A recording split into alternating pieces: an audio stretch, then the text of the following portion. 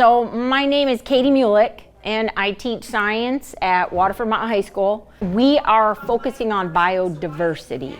So they had to choose two different organisms.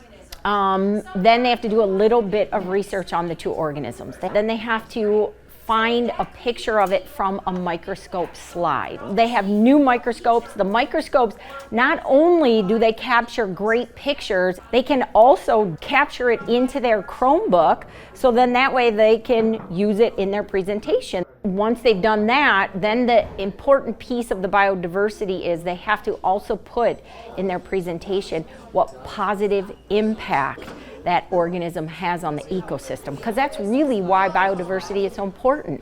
Everything out there has a part to play. If this organism went extinct, how would that affect the rest of the ecosystem? What would the loss be? So that's really what the project is all about.